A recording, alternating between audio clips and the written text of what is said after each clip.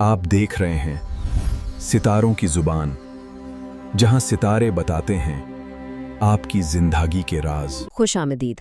आज हम बात करेंगे एक ख़ास सुबह के अमल की। एक ऐसा अमल जिसके बारे में कहा जाता है कि ये किसी के भी पूरे दिन को कामयाबी और बरकत से भर सकता है। तो ये सवाल तो अक्सर हम सबके जहन में आता है ना, कि अपने दिन की शुरुआत ऐसी कैसे की जाए कि वो बेहतरीन गुजरे। चलें देखते हैं कि जो माखिज़ हमारे पास है वो इस बारे में क्या कहता है। तो चलें इसमें थोड़ा गहराई में जाते हैं। देखिए, ये जो माखिज़ है ना, ये एक बहुत ही ख़ास अमल की बात करता है। मतलब एक ऐसी रूहानी मश्क जिसके बारे में कहा जाता है कि अगर उसे सुबह सवेरे कर लिया जाए तो फिर पूरा दिन अल्लाह के फजल से बहुत अच्छा गुजरता है। अच्छा, तो सवाल ये है कि ये अमल शुरू कैसे होता है। तो इसका पहला कदम वो उसी लम्हे शुरू हो जाता है जब कोई शख्स नींद से जागता है। आइए इसकी तफसीलात देखते हैं। तो जो तफसीलात दी गई हैं उनके मुताबिक सबसे पहले तो नींद से जाकर बिस्तर पर ही बैठ जाना है। फिर अपने सीधे हाथ की 4 उंगलियां पेशानी पर रखनी हैं। यूं समझे कि ये जिस्मानी अमल इस रूहानी मश्क का पहला हिस्सा है। अब यहाँ एक बहुत दिलचस्प बात है, इस अमल में ना तादाद की बड़ी अहमियत है। मतलब जो माखज़ है वो साफ साफ बताता है कि इसके बाद जो एक ख़ास जिक्र पढ़ना है वो ठीक 12 मरतबा पढ़ा जाना चाहिए। और वो ख़ास जुमला क्या है जिसे 12 बार दोहराना है? वो है नस्रुन मिनल्लाहि व फ़त्हुन करीब। बहुत खूबसूरत अल्फाज हैं जिनका मतलब है अल्लाह की तरफ से मदद और एक बहुत ही करीबी फ़तह।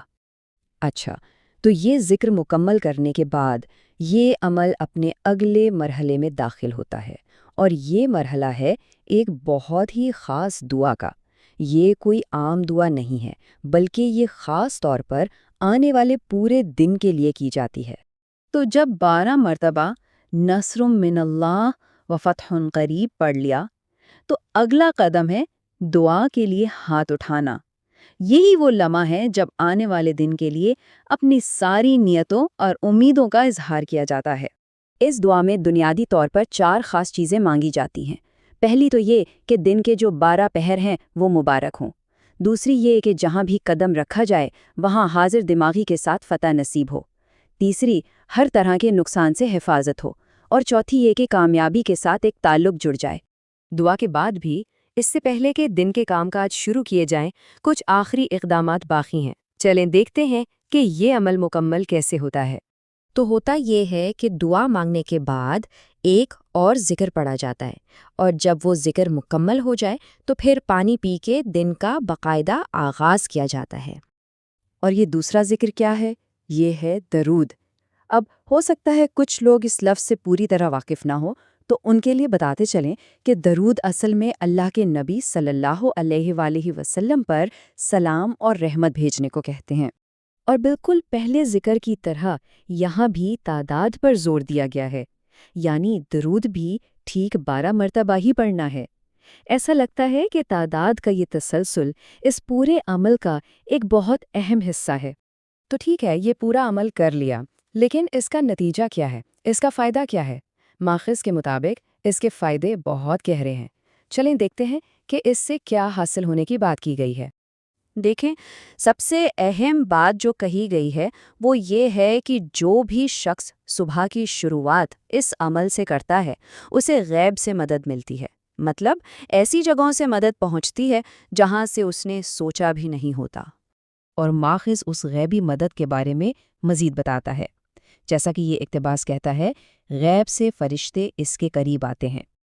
और बात सिर्फ फरिश्तों के आने तक ही महदूद नहीं है, बल्कि माखज़ ये कहता है कि वो फरिश्ते उस शख्स के इर्द गिर्द एक हिफाजती घेरा बना लेते हैं और फिर सारा दिन उसके गिर्द रहते हैं।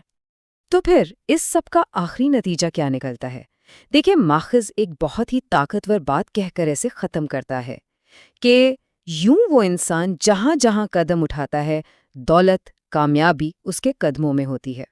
तो इस पूरी बात से जो एक अहम नुक्ता सामने आता है वो ये है कि कैसे एक छोटा सा सुबह का मामूल दिन भर के तजुर्बात पर कितना गहरा असर डाल सकता है। और ये बात हमें सोचने पर मजबूर करती है कि रूहानी आमाल, चाहे वो किसी भी रिवायत से ताल्लुक़ रखते हों, हमारी रोज़मर्रा ज़िंदगी के चैलेंजेस और मौक़े से निमटने के अंदाज़ को कैसे बदल सकते हैं।